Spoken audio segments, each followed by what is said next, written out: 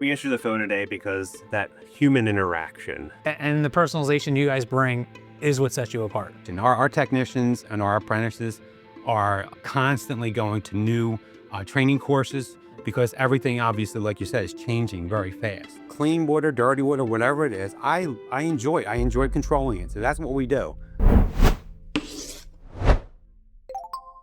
Hey everybody, welcome back to another episode of the beLine. I'm really excited to be here with Pullman Plumbing, Steve and Steve Jr., Steve Sr.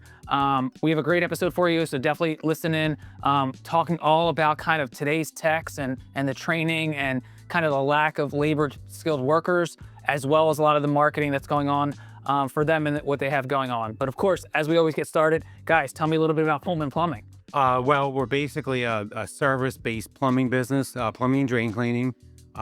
Delaware County, Chester County, Newcastle County. Been in business for almost 40 years now. And basically, me and my wife started the business out of our basement about 1985. Small, just little thing. And then basically progressed from there. Basically started with one technician, one truck, moved up the ladder. And basically took it to where it is now, which we're very established, thousands of customers, good customer base. You said almost 40 years. You crushed 40 years last year. Yes, yeah, it's been a long road, but we're very stable now, and it's exciting. And with all the new stuff out today, we are basically on top of it and continuing hiring, expanding. It's very exciting to us. That's awesome, very cool. And you mentioned there like a couple different towns that you're in, and you span 2 states. 2 states, yes. How does that work with like maneuvering the differences, or is it really not as different for you? As far as maneuvering, it's not too bad. The licensing in the different states, Pennsylvania is not, too lenient. Delaware, on the other hand, they are the ones that give you a challenge. Yeah, and once you have that, you basically can go a lot of different places with it. We're expanding now into Maryland. My son is going to get his Maryland license, so awesome. but that's because we're growing, and basically it's there, and there's a need for good plumbers out there. So Cool. The plumbing service industry right now is lacking a lot of the the help that it actually needs. So what we do is we hire new technicians that are very experienced, and we also hire apprentices. We're a state apprenticeship company. Okay. And we hire apprentices that are interested in, basically working with your hands, the trade itself, the flow of water, I like to say. That's one of my things I like to say. If you're interested in things like that and not per se the money side of it, then we usually take somebody on. They go under one of my technicians or my licensed plumber's wings, and they learn the trade. So many different questions I have for you there. Like first and foremost, like what made you get started back in 1985? Like how did you get into this business? And I was always an entrepreneur. I started when I was very young in my backyard with a little office that I made. Always wanted to be in business. And then as time went on, as I said, I always liked the flow of water. I started, I was friends with somebody who was a plumber. He started taking me around. Long story short, I went through the whole apprenticeship program. I started that while I was in high school, so it put me ahead. When I got out of high school, I was already into my apprenticeship, finished my journeymanship, got my license, worked for a while for a plumber, and then that's when me and my wife said, it's time, and we started out of the basement. very cool. Yep. That's awesome. I started out of my basement too back in the day. So that's I'm at 16 years, so I got a ways to go to catch up to you. But how'd this guy get involved? Oh, I've been around it all my life, growing up with it, watching my dad go out, plumb, and the business grow the way it has. I've always took an interest to it, especially when I hit my senior year and I was faced with either college or do I go the route of trade school. Yep. And I went the route of trade school under my dad's guidance, never looked back. It's been wonderful. That's awesome. Very, very cool. So you guys talk about the apprenticeship and hiring skilled plumbers, right? Coming over. How has it changed over the last 15-ish years, hiring back then versus hiring now? Yeah, hiring back then was a lot different than today. A lot of times you'd look for somebody, obviously, who could come to work, endure the hours that we have, and the actual work itself was very rough. So back then it was, can you come in, can you work hard? Today, it's a lot more different with technology. We have to have somebody who really, first of all, wants to be a people person, because we're all about customer service. And if you don't have the certain skills and you can't relate, it just doesn't work. You guys use any type of like tools for that? Like there's culture indexes and there's disc profiles and personality. Like, are you using anything like that, or is it more based on the questions you guys asked during the interview process? It's a little variety. Yeah. You have to you have to be one part of our culture at Pullman Plumbing.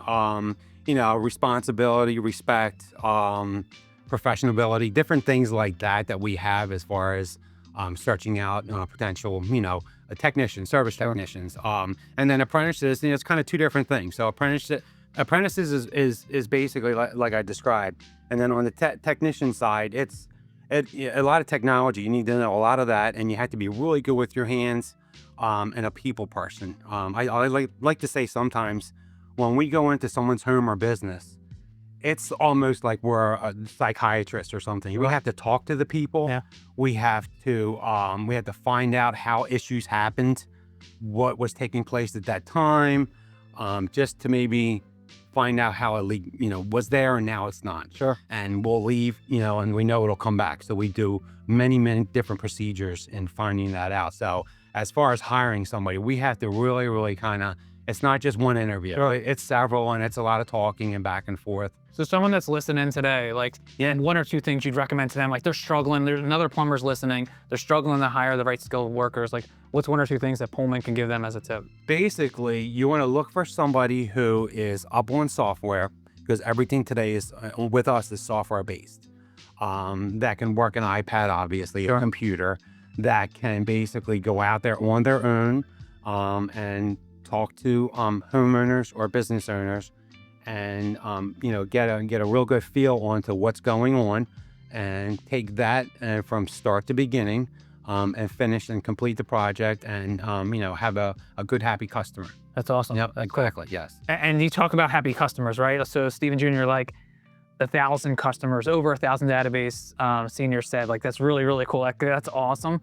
How do you guys maintain that? Like, do you guys have regular communications with them? How do you maintain such a strong database? I think communication is key. Communication, showing up on time, getting to know the customer, their problem, and just by being ourselves to grow to that customer base. And of course, being there when they call, proactively, maybe seeking out if they have an issue or you think they're going to have an issue, maybe to resolve it before it does become an issue. You follow? Yeah, so more like proactive diagnostic and Yeah. just regular communication, right? And I think so many people that listen to the beLine, like they're always looking for like, what's that edge and what's different? And so many people are very quick, let me throw more money in Google. And it just doesn't necessarily, it just erodes the customer. It's more, you're becoming a commodity if you do that. You guys have strong roots, have built a foundation with your customers, and you stay consistently in communication with them. Yes. So that's key, and that's something we want to make sure we get across from a Pullman Plumbing standpoint. Yes, exactly. Communication, number one. If somebody else was listening in another startup or something like that as far as plumbing, having your office staffed so somebody can take a call even after hours. Speed to lead, right? Yes, it's very important in our business, and I've learned that that's something that you were asking me when I started. We always would make sure that the customer got either had somebody answer the phone or got a call right back, and prioritized if need be, and make sure that customer is taken care of. So let's talk about that a little bit, because there's so many people today, and I know we can go a million directions. AI voice, right, is coming in, and so many businesses are adopting it, and AI voices are still learning, and the technology is still growing, but people have adopted it early. Are you guys adopting AI voice? Have you adopted it? Is it something you're looking into? Or the core values and the communication of Pullman is so strong, you want that human effect? Yeah, that's interesting, because we were just talking about that on the way here. We have that in our pocket if we need it. Sure. And right now we feel that, I'll give you an example. A customer called yesterday, and all of a sudden they had no water. They call our office, and obviously they want an appointment right away. So we're getting ready to do the appointment, set it up. And one of the questions our CSRs would ask is there anything going on in your neighborhood? You want to check with your neighbor. First of all, do you have city water? And if you have city water, check with your neighbors or check with the water company just to see if there's something going on. Sure. Well, instead of going out there and making a whole service call out of the issue, the customer did find out that the water company had a water main break and they had no water. And something maybe an AI voice wouldn't have picked up. Yes, exactly. So it is in our industry. I think right now that helps for after hours. Sure. But during a normal work day, or even If you can answer. exactly, yes, and that's what we do. And we will even call somebody back if they've left a dire emergency and had something going on. And we've always been like that. That's you're talking about 20 years worth of customers. Yes, exactly. That's why. So obviously answering the phone is important for you guys. AI voice maybe in the evening, you guys are entertaining, but not necessarily using it today. I heard that right? Yes, exactly. Yes. Okay. Why is the human touch point, Steven Jr.? Like, why is it so important? Why do you guys still answer the phone today? We answer the phone today because that human interaction, I can't tell you how many times that maybe our CSR hears it or I hear it right after the first knock. Thank you for calling me back, or thank you for picking the phone up. Yeah. Where some people, some other competitors may fall short in not getting back in a timely manner, or utilize the AI to get back to try to book that call. From the minute we pick the phone up to the minute I lay out my drop cloth and I lay underneath someone's kitchen sink and I explain to them what's going on, being there, being present and talking, that communication, that's key. And the personalization you guys bring is what sets you apart. It is. Every customer knows prior to our arrival who's coming, a picture of us, estimated time of arrival, and we send out questionnaires before our arrival. Do you want us to wear boot covers? Do you have a pet dog? What's his name? Are they friendly? Can we bring some dog treats in for the dog? So that personal touch is what builds a lot of the value in each service call. All right, so tell me about so many businesses today, and I keep saying that, but in the industry, right? We hear hey, we're an HVAC business and we're adding plumbing, or hey, we're a plumbing business and we're adding electrical. Like, you guys are plumbing and you stay true to your roots. Why did you decide that for better? We have always done that because I've watched throughout the years, obviously, companies do things like that, and I see a lot where it doesn't work out, and some it does. Sure, it does. Sure. But I see a lot where it doesn't work out, and I also see where it's just such a broad, kind of a range that if you specialize in one or two things, we do some heating. Yeah. We do the water part of the heating. Yep. Okay, radiant heat and things like that.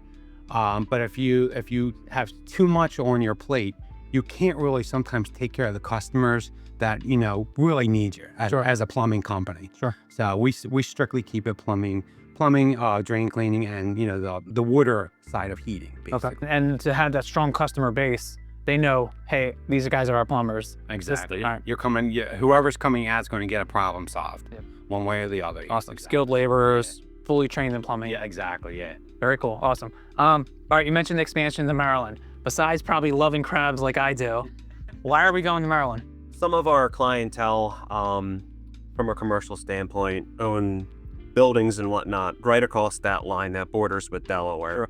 And they've been asking us over the past several years, do we come down there? Can we do some type of planned maintenance and all that stuff? And no one in our company at the time has a Maryland license, but I just reached a certain status where I got a license at reciprocal with Maryland. So we're looking to get that hopefully by the end of next month. That's awesome. Yeah.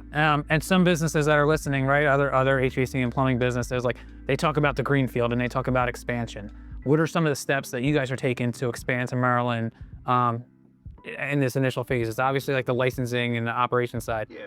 Anything marketing wise right now, or is it more hitting our current customers? I think right now it's focusing on the current customer, what drives us every single day. But regarding maybe how the protocol of expanding into to another state or something along those lines, definitely get the licensing first, get that under the belt and done with, because that's going to be the first step. Anything you can't legally put a water heater in without that license. So before you market it, get that license, but definitely keep that in your back pocket, I should say. Because when you do get that license, you want to get rocking and rolling, especially if you have potential existing clientele in that state. Licenses first. And then as we talk about going greenfield and going to new states and locations, marketing at home, right?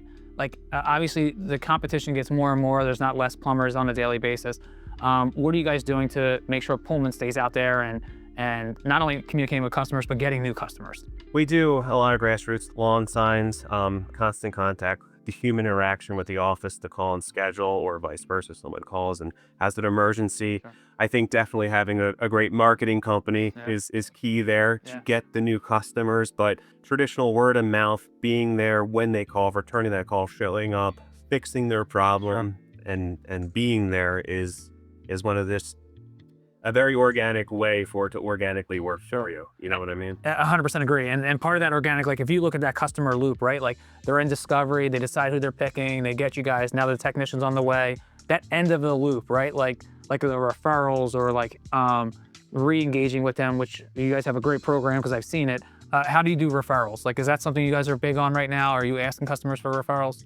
We don't ask too much. We kind of just let it organically work out, and it's worked. We don't want to be too pushy. Sure. Do you follow what I'm Yeah. saying? I think there's a little bit of Let the work speak for itself. let the work speak for itself, and I think it certainly does. If there's one thing I could say on that, the old days, Yeah. right? Yeah. The yellow pages and things like Yeah. that. People would go through and just call people. With I can honestly say with like a company like yours, Be Marketing. Now, when we get a lead and it turns into a service call, typically what happens is that lead becomes a very good customer. Obviously, after they see the value they're getting with our company, you know, that just snowballs into their neighbor, their children, you know. Gets the trucks on their streets, gets a lawn sign, gets a referral to a neighbor. Yeah, and we've never really changed. We've always just gave a customer value as much as we could. As he said, when we go into your home, we're not just going in to fix and get out. Sure. We're going to look at whatever you need us to look at, and we're going to give you suggestions so that we don't have to come back out again in 6 months and fix a leak right next to that one that we just fixed. Yep. That's what I was going to say when you were at the end there, like the values is the foundation. Like if you have core foundation and you have the values there, it doesn't, like the marketing doesn't have to be impulsive on top of it. It doesn't have to be shoot from the hip or, hey, the phone's not ringing tomorrow, let's dump all this money somewhere and just kind of address that. Yes. It's building that high there. That's Yeah. cool. And then another thing on just the customer experience based on, you know, the things of today. The education, our technicians and our apprentices are constantly going to new training courses because everything, obviously, like you said, is changing very fast. So with AI, with all the new software, even our office staff is continuously being trained into the new, what's out there. You know, it's not just, you know, anybody can go buy a water filter or a water conditioning system and put it in. Sure. We see a lot of that type of thing, and it's the wrong one. It's not even working for a customer. Yeah. So if you're not trained on it properly, if you're not trained what a water heater, specific water heater you'll need for your home, Sure. then you might not even have something that is working properly in your home. Training, You'll get a 50 when you need a 75 or a 75 when you need a everything just like that. Even the water conditioning stuff today, we see all the time things being put in that aren't needed or are too much or don't work. The whole thing with training today is one of the #1 things in our business that you have to follow up on. They say training and marketing are the two things that are going to get the home services into the future because skilled laborers are hard to come by, and the marketing is so crowded as space that it's important to do that. Even if we do a new hire, they may not be up to speed on certain equipment that we put in, or equipment that's out there, or new equipment that's coming out, and we automatically everything is put into gear where you're getting trained on that. If there's anything changes on it, you're getting trained on the changing. And you have to. It's the only way to be able to serve your customers and be of value. Yeah, That's awesome. yeah, exactly. So we talked about AI kind of operations and stuff like that. Like my last question I would have, and obviously I want to hear anything additional you guys want to share, selfishly, on the consumer side, we don't talk about enough the smart home side. Like I'm a big fan of smart home. I have a ton of different devices at home. I have one of those flumes that I put on my thing. Okay. And I'm always calling my wife like, hey, the water's still running, turn the hose off. What are you guys seeing out there from a smart home standpoint? Connecting to smart home and having that access real time is a great benefit, great positive because it can shut the water off in the event of a flood. But you got to learn it like anything. There's a learning curve, you know, and also your house plumbing needs to get acclimated to these things. Yeah, and I honestly don't think consumers are educated enough on this kind of stuff. Like my water heater is probably close to 10 years old, so I'm kind of starting to be like, ah. Yeah. But I went out and bought those water sensors that put around, but I didn't know about that till like a month or two ago. Yeah. And it's a couple bucks on Amazon, and not that much money, but it could save thousands. We suggest that. We suggest it to almost every single customer that has your exact scenario. You have a water heater that's about 10 years old. Go to Amazon, go to Home Depot, buy your little puck water sensor, so at least you know when it goes, so you can shut it off. Yeah. How about like sub pumps? Same thing? Same thing. Same thing. Put those little pucks right next to that sump pump, because if the power goes out or that thing goes kaput, you're gonna want to know before you come down to a few feet of water in your basement. Or that could be finished and have like bar set up or the entertainment system. Yeah, that's interesting. Sump pumps there's technology there today too. Again, that wasn't there years ago. Water powered sump pumps, where if everything goes out, your electricity, your generator doesn't work, something happens, something malfunctions where you have nothing. The water powered sump pumps will do the same thing that a regular sump pump would do. And again, consumers sometimes don't know that. Sure. So when I talk to you about giving a customer value, these are the things that we talk about to them. That's we just say, you know, we'll even have a water alarm that we can set up with the sump pump, so that it, you know, either comes to your smartphone and lets you know that there's something wrong, or it just, you can hear it like a smoke alarm. So there's many different things out there today that we just constantly are learning, knowing, and passing it on to customers. And we think that's very important. Yeah, that's huge. Steve, 40 years in business. You said you were an entrepreneur before that. So you've had a couple of businesses. You've had a ton of ideas, which I can relate to as an entrepreneur. Yeah. Another person out there that's listening that wants to start their own business or break out on their own, what's some tips or ideas that you share with them that they may be thinking they're an entrepreneur, but are they really? What do they have to do? I can honestly say, when I first started, you know, obviously I work for another company doing plumbing, but being an entrepreneur was always in me, and it was never anything about the money. I was never looking for, you know, a great income. I was interested in the business that I was pursuing, and I really, really liked it a lot. And so what I ended up doing was I worked very, very long hours. I still do today. It's just in me. I enjoy it. And that's the other It's not really work when you love it. Yeah, That's how when you enjoy it, I love coming in at 5 o'clock every morning, and I love being the last one to leave at 6, or I like taking off every now and then when I can. So there's a lot of different, and there's a lot of ups and downs with it. Sure. But tell me, you get more work done between 5 and 7 a.m. than you do all day, right? Everybody does. That's in our situation. Exactly. We're all the same that way. I love it. I love my work. Obviously, I tell this to all my new apprentices and all my new hires, I love the flow of water. Clean water, dirty water, whatever it is, I enjoy it. I enjoy controlling it. So that's what we do. And we figure problems out. That was the other thing about our business. So in having all that I liked, everything just kind of fell into place. So if you were doing something that you didn't like or you didn't enjoy, you know, that's basically something you need to think about. Sure. And it's very important. It is very important, because it's a lot of hard work. It really is. Hard work and just loving what you do, you have to. Exactly. Those are the first two things. Exactly. And if you do those two things, I think everything else can fall in place. Exactly. Yes. All right, guys, 40 years in business, right? Craziest things you've seen. What are some stuff you've kind of into? We see crazy things every day. Okay. We walk in your home and there's water coming out of the ceiling. That's happened to me. Yeah. Guilty. A lot of people. We pull up to a business for an emergency call, and the whole parking lot is ice on a 0-degree day because there was a leak that sprouted and leaked overnight, and there's ice a foot thick across the parking lot. But throughout the years, there's a lot of things like that. One of them I can kind of remember in particular, and it actually got published in a magazine. It was a plumbing trade magazine, and it had to do with things that go bump in the night. And I was pretty young at the time, and I had an apprentice with me, and we were leak searching. Customer had a leak in the ceiling. So naturally, when something leaks from a ceiling, we had to start upstairs, and it happened to be from a bathtub shower. And so we were researching it, trying to figure out running the water, and the homeowner was with us. We always like to keep the homeowner involved, engaged in what we're trying to find. And he was explaining that it only happens when somebody is in the shower. So we were behind the bathtub working, looking at all the piping, and he said, "Let me just show you." And he He got in the I shower? got in the shower while we were in the corner, and This is Baden's dude, right? yeah, he came out of his pool, yes.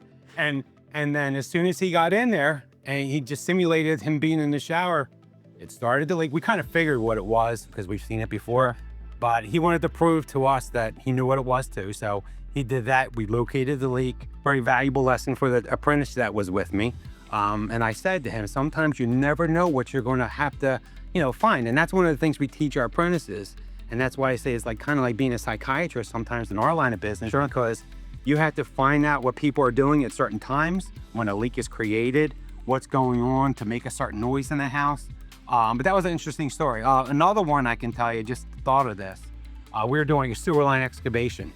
It was probably 8 or 9 feet deep. And with a backhoe, we take out the old sewer line and we're putting a new sewer line in. So when I was in the ditch and the backhoe was taking the old sewer line out, and I saw something glistening, and I, obviously it caught my eye. So I picked it up. It was in the old sewer line that was lined with tree roots. So we had to, take them out. So I saw it glistening, and I picked it up and I held it up, and the homeowner happened to be standing at the top of the ditch, and I was holding it. It was a diamond ring, and he said, "That's my wife's wedding ring that I lost 20 years ago." Nah. And he was so happy. He was crying. No way. He thought that it was like an heirloom.